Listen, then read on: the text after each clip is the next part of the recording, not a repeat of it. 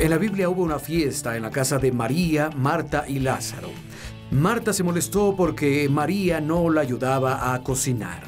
Pero Jesús dijo: María ha elegido la mejor parte, la que no le será quitada. Se sentó a los pies de Jesús a escuchar su palabra. Quiero animarte hoy. ¿Por qué no eliges esa buena parte? Vamos a estudiar la palabra de Dios juntos.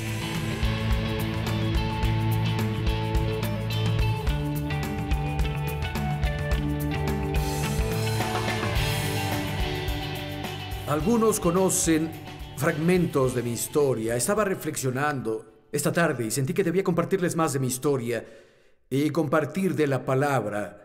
Fui criado en el área, en una buena familia, no eran creyentes. Yo nunca escuché la palabra de niño y me desvié un poco y no puedo culpar a nada más que a mi propia naturaleza excesiva en la carne. Si encontraba algo que me gustara, siempre lo tomaba al extremo y esa tentación con la presión de amigos y también una naturaleza torcida me trajeron muchos problemas. Comencé a beber mucho de joven. De hecho, en secundaria, al inicio, llegaba a la escuela ebrio en la mañana, me levantaba una hora antes para beber una botella de vino, me la terminaba y me iba a la escuela así. Seguido estuve ebrio en la escuela y después terminé usando drogas también y las cosas en realidad pasaron de mal a peor y si me hubieran visto creerían que era normal. Jugaba béisbol, hacía deporte, todo eso, pero había otras cosas también en mi vida. Como dije, es un milagro que viviera suficiente para ser salvado. Me desmayé al volante más de una vez y una vez en la carretera. Nunca salí herido, milagrosamente. Una vez desperté, me había desmayado al volante y desperté con un tren que pasaba.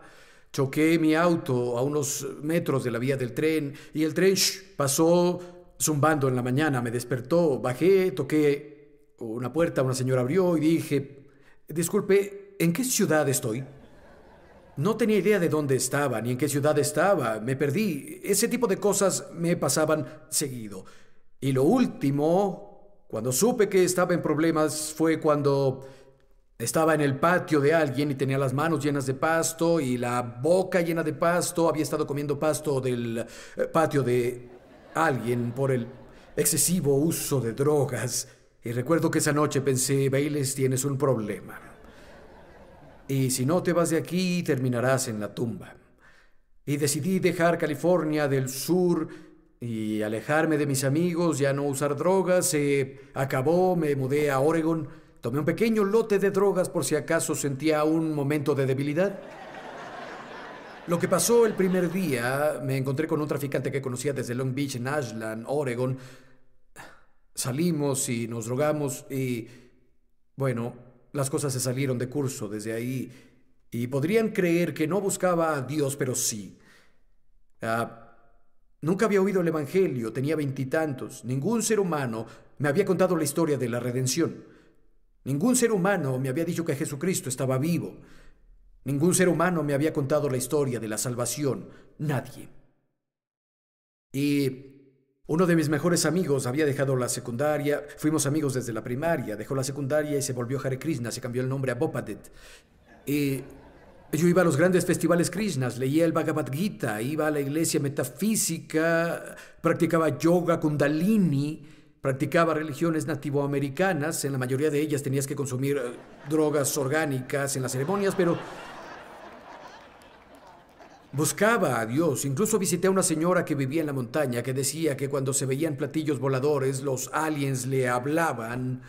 Fui a visitarla, estaba buscando la verdad y consideré la cristiandad. Tenía esta lista mental, era lo último en mi lista.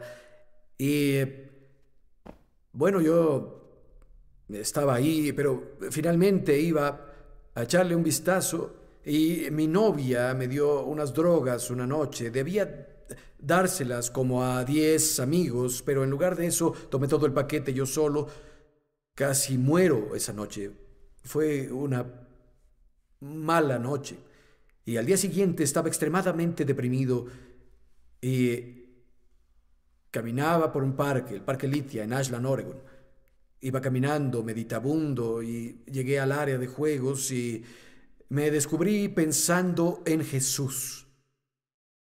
Pero no era el Jesús de la Biblia, era el Jesús, el gurú, Jesús, el buen maestro, Jesús, un gran chico y el modelo a seguir. Pero estaba pensando en Jesús. Intentaba pensar en algo más y mi mente volvía a Jesús como si alguien me pusiera pensamientos. Iba por una pista y me detuve y miré hacia arriba y dije en voz alta al estar solo, bueno, voy a pensar en Jesús. Y seguí pensando en Jesús una y otra vez. Atravesé el área de juegos de los niños, donde había, no sé, 100, 150 niños divirtiéndose, y un niño mexicano se acercó a mí. Tal vez tenía 12 años, tenía las manos en los bolsillos, unas botas de vaquero, y nunca me volteó a ver. Cuando pasó a mi lado, algo tocó mi espíritu. No podía dejar de ver a este niño y sabía que lo que él tuviera era bueno, era completo. En lo que fuera, sabía que yo no lo tenía intuitivamente. Sabía que él tenía algo que era muy bueno y literalmente me puse de puntillas para verlo hasta que desapareció del otro lado del parque y dije, ¿qué tiene ese niño? Y seguí pensando en Jesús y seguí caminando y ese parque se convierte en un bosque. Me adentré mucho en el bosque y bajé un terraplén inclinado, me senté junto a un arroyo sobre una roca. No me veía como me veo ahora. Tenía el cabello largo, usaba atado con unas plumas y tenía una barba larga. Estaba sentado en la roca, pensando en Jesús. Nadie me veía ahí y a los 10 minutos el mismo niño se deslizó del otro lado del arroyo y se sentó en una roca, enfrente de mí. Y se me quedó viendo. Lancé una vara al agua, él lanzó una vara al agua. Se me quedó viendo un rato y dijo, te hago una pregunta. Asentí con la cabeza y dijo, ¿conoces a Jesús? Y honestamente, cuando me preguntó eso, sentí, él debe creer que yo soy Jesús. Eso pensé. Y dije, ven aquí. Saltó por una roca, se sentó a mi lado y me dijo, mira, ¿no es maravilloso? Y comenzó a hablar como si Jesús siguiera vivo. Habló y habló de Jesús y de esa relación y lo maravilloso que era Jesús y yo pensé, qué raro eres. Y él dijo, ven, te presentaré a mi mamá. Seguí a este niño por el parque, al área de juegos, y había una mujer dormida en el césped. Y él la despertó. Aún recuerdo que tenía marcas de césped en la cara. Y él dijo, mira lo que encontré, mamá. Hablé con ellos un rato y dije, tengo que irme. Y cuando me iba, se llama Ramona, ella dijo, ven a nuestra casa a cenar. Y dije, no, gracias, tengo que irme, mucho gusto. Pensé, son las personas más raras que he visto. Y cuando me alejaba, ella dijo, queremos que vengas, y me gritó la dirección mientras yo me alejaba. Y yo me hice loco. Y luego de, no sé, tal vez 2 semanas, sentí un deseo abrumador de ir a su casa y recordé la dirección. Encontré la calle, estacioné mi camioneta y estaba en una pendiente. Iba por la calle y allí estaba Ramón, asomada de una ventana del segundo piso, y gritó, ¡Bey! Todos me llamaban así entonces. ¡Bey! ¡Ven aquí! La vi y subí. Ya tenían la cena lista, habían puesto un lugar para mí. Ella dijo, te estábamos esperando. El Señor nos dijo que vendrías esta noche. Yo dije, ¿disculpa? Y yo tenía este hábito. Todos tenemos nuestro espacio personal. ¿Estás cómodo? Si alguien se acerca, haces... Yo tenía este hábito de invadir el espacio de las personas. Y cuando ella dijo, Jesús nos dijo, me acerqué así de su nariz y dije, ¿quién te dijo? Ella me vio a los ojos y dijo, Jesús nos dijo. Comimos espagueti y... comencé a pasar tiempo con ellos y hacerles preguntas y ella me leía la Biblia y me hablaba de Jesús y me gustaría decirles que fui salvado de inmediato, pero no.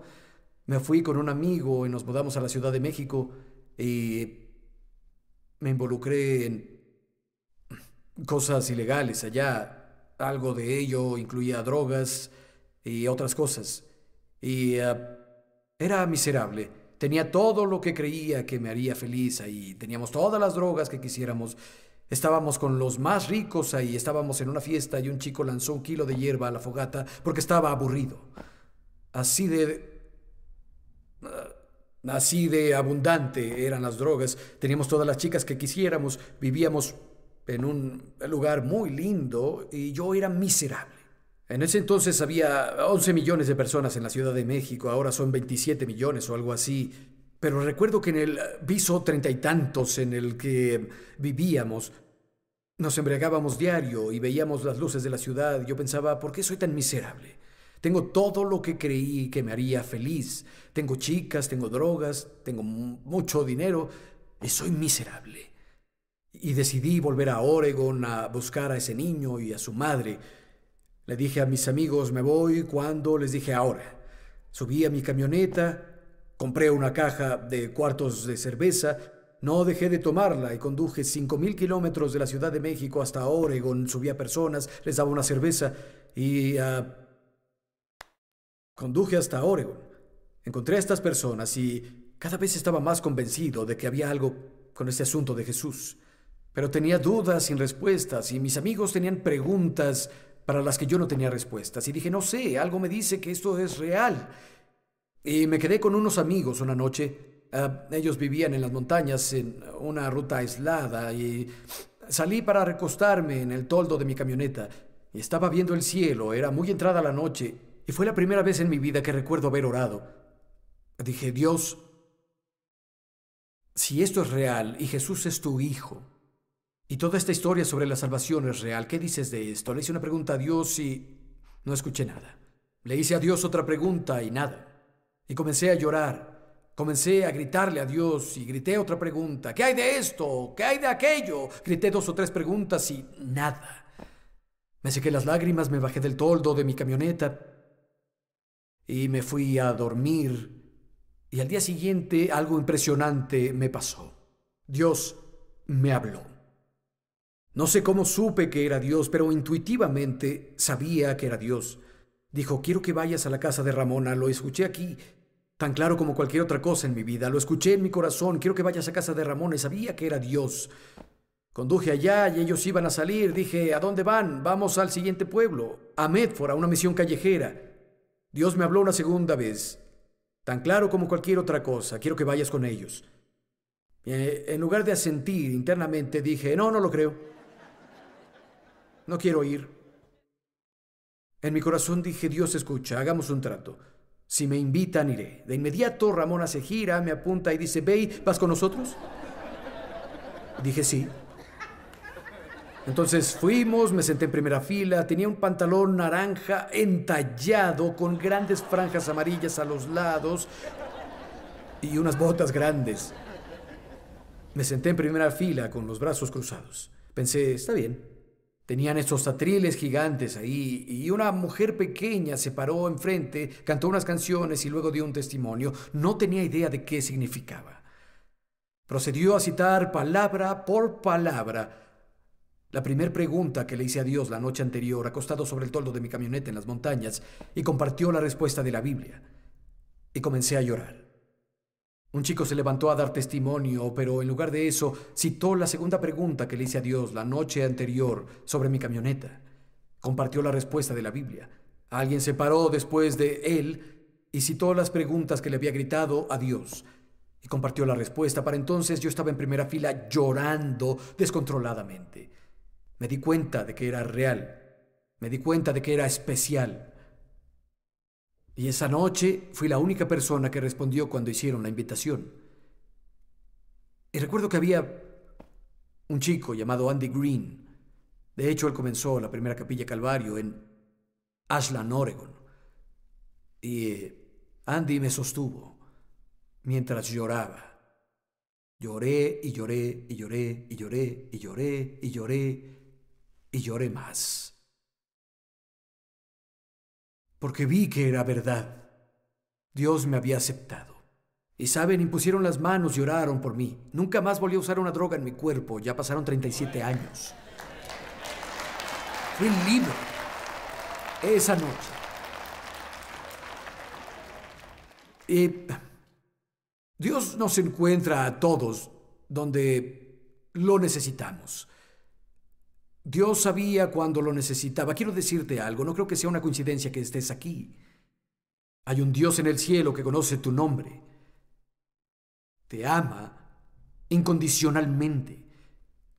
Quiere que lo conozcas. Lean un par de versos conmigo, por favor. Segunda de Corintios capítulo 5, verso 16.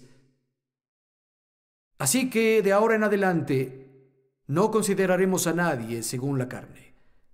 Aunque antes conocíamos a Cristo en la carne, ya no lo conocemos así ahora. Les voy a citar otra traducción. Escuchen esto. Dejamos de valorar a otros por lo que el mundo piensa de ellos.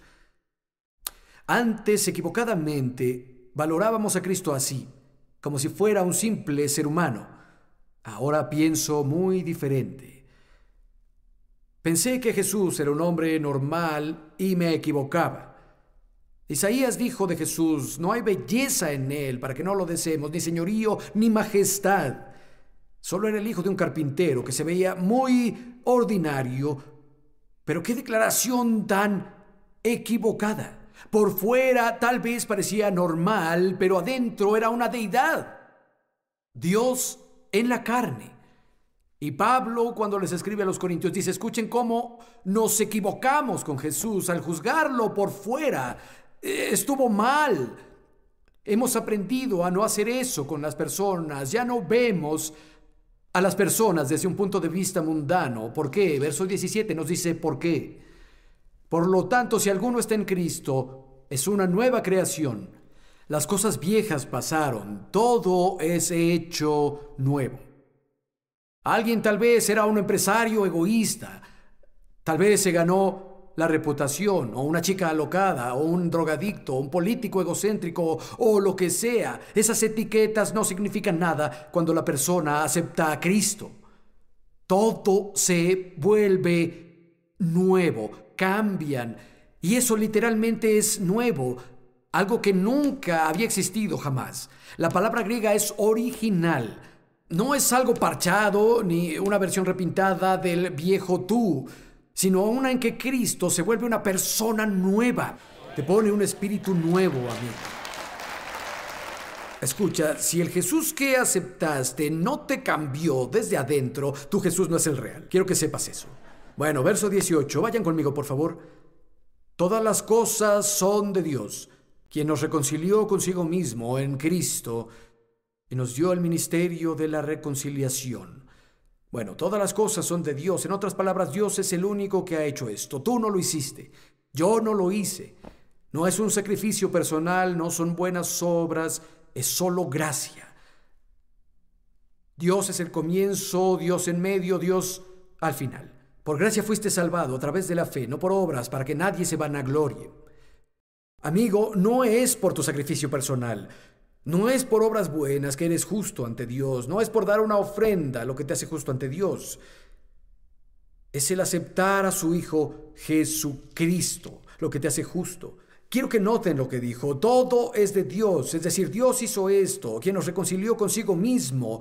Es una relación, no es sobre religión. Dios nos reconcilió consigo mismo. Esa noche, en esa misión en Medford, Oregon, conocí a mi Creador. Llegué a tener una relación, en un caminar, hablar, vivir y respirar con Dios. No es un ritual, no es una ceremonia. Me reconcilió consigo mismo. Y quiere que tú lo conozcas. El resto del verso, vean esto, verso 18. Nos reconcilió consigo a través de Jesucristo y nos dio el ministerio de la reconciliación. Fuiste llevado a Dios y Él te dio algo. Todos piensen, tengo algo. Tienes un ministerio. Dios te ha dado un ministerio. El ministerio de la reconciliación. Y lo que ha pasado es que muchos han alterado el mensaje. Y en lugar de decirles que Dios personalmente se presentó en Cristo sin tomar en cuenta tus pecados, sino cancelándolos, los clavó en la cruz, cambian el mensaje a sucio pecador. Dios tiene que hacerte polvo. no es el mensaje que hay que predicar. Seguro hay un lado severo de Dios y no querrás jugar con el pecado cuando sabes lo que haces. La verdad es que Dios te ama. Ernest Hemingway, en su libro Capital del Mundo, cuenta la historia de un padre y su hijo que se separaron por la rebeldía del hijo. El padre finalmente se harta y saca al joven de la casa. No hablaron ni tuvieron contacto por un largo periodo de tiempo. Luego el padre lo pensó mejor, lamentó haber echado al hijo de la casa y buscó a su hijo que se llamaba Paco, y nunca lo encontró. Finalmente fue a un periódico local, era en Madrid, España, y puso un anuncio grande en el periódico y dijo: Paco, nos vemos mañana en la mañana a las 9 a.m. en la oficina del periódico. Te perdono todo. Tu padre. El padre llegó ahí a las 9 a.m. esa mañana. Había 600 Pacos esperando en la sala del periódico. Todos esperaban poder reconciliarse y el perdón de sus padres. Amigo, el mundo espera reconciliación. Las personas necesitan perdón y lo saben. Y es el mensaje que tenemos, es lo que queremos predicar hoy. Dios no está molesto contigo. Jesucristo ya pagó el precio de la redención por tus pecados y por tu estilo de vida de pecado. Y puedes irte de ese lugar con un cambio. 2 versos finales. Así que somos embajadores de Cristo, como si Dios los exhortara por medio de nosotros. En nombre de Cristo les suplicamos que se reconcilien con Dios. Lo trató a Él, a Jesús, quien no conoció pecado, como pecador por nosotros, para que recibiéramos la justicia de Dios en Él. Te dieron un ministerio, eres un embajador. Eres una embajadora con las otras mamás del fútbol, con quienes te ves. Eres un embajador en el trabajo. Eres un embajador con tu vecino. Y noten lo que dijo, como si Dios suplicara a través de nosotros. Díganme, ¿qué juez va a suplicar a un criminal convicto que acepte el perdón? ¿Qué acreedor va a suplicarle a una persona que tiene una vida arruinada por las deudas y le dirá que acepte y que pague por completo sus deudas? Ningún acreedor hace eso, ningún juez hace eso, pero es lo que Dios del universo hizo. Ofendimos su santidad y aún así suplica, acepta el perdón, acepta la reconciliación, acepta la redención. ¿Qué clase de Dios es ese? Y si escuchas tu corazón, sentirás la compasión. La Biblia dice que el amor de Dios nos obliga. Es por la súplica a través de nosotros. Reconcíliate. Por Jesús, que no pecó al colgar en la cruz del Calvario. Se hizo pecado por nosotros, para que fuéramos justos ante Dios. Lo diré de nuevo, no se trata de un ritual religioso. No es una ceremonia vacía. Es una relación. Jesús se volvió sacrificio por nuestros pecados. La profundidad de eso es incomprensible. Pero Jesús murió. Después de 3 días y 3 noches, el clamor por justicia eterna de Dios quedó satisfecho. Por el poder del Espíritu Santo, Jesús fue resucitado de los muertos. Y la Biblia dice que si crees eso, si lo confiesas con tu boca como Señor, Dios te lleva a una relación con Él llamada salvación. Quiero invitarlos a orar conmigo. Si nunca le han abierto el corazón al Salvador, o tal vez tuvieron un encuentro con Jesús en algún punto de su vida, tal vez eres joven, tal vez amabas a Jesús de niño, pero ahora no vives en Él, tu corazón está lejos de Dios. Y sabes que si Jesús volviera esta noche, no estarías listo para Él. La noticia es que Dios no está molesto. Es hora de que vuelvas, hijo pródigo. Es hora de que vuelvas, hija pródiga. Entre más tarde será más difícil, más se endurecerá tu corazón. Es tu noche. Ponga la mano en el corazón, oremos juntos. Sé sincero, pon el corazón a tus palabras. Oh Dios, con todo mi corazón vengo a ti. Acepto que Jesucristo es tu Hijo. También que murió en la cruz por todos mis pecados. Y que fue resucitado de los muertos. Jesús, gracias por tomar mi lugar. Te pido que seas el Señor en mi vida. Confío solo en ti. A partir de este momento, mi vida ya no es mía. Todo lo que soy y todo lo que tengo, lo pongo en tus manos, Jesús. A donde sea que me lleves, yo iré. Amén.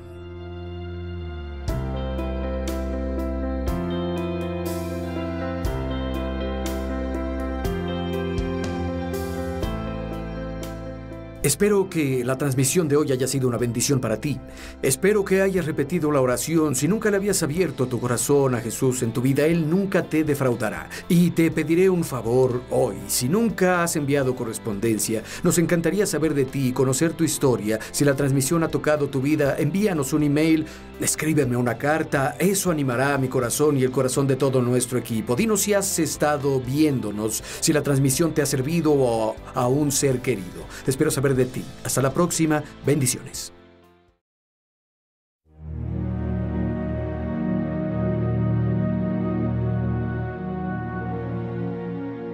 Querrás quedar cautivado por Jesús y querrás pensar y reflexionarlo profundamente, especialmente en relación con el que sufre. Y sospecho que hay un hombre o una mujer aquí hoy que está luchando en su caminar de la fe. Esta jornada en la que estás con Dios ha tenido obstáculos y tal vez enfrentado imprevistos que te han agotado de alguna forma. Estás cansado en tu jornada. Lo que necesitas es ver a Jesús. En la serie de Bayless Conley, Considera a Jesús, encontrarás la esperanza y guía que necesitas para vivir una vida profunda y plena. Usa la información en pantalla para obtener la poderosa serie de Bayless Conley, Considera a Jesús. Esta serie de 2 mensajes está disponible en CD y DVD.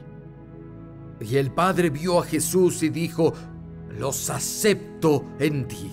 Son aceptados en el amado. El sacrificio se hizo. Y cuando llames o nos visites en línea, recuerda que gracias a tus donativos, Respuesta sigue transmitiéndose para llevar el mensaje de nuestro Señor Jesús a un mundo que lo necesita.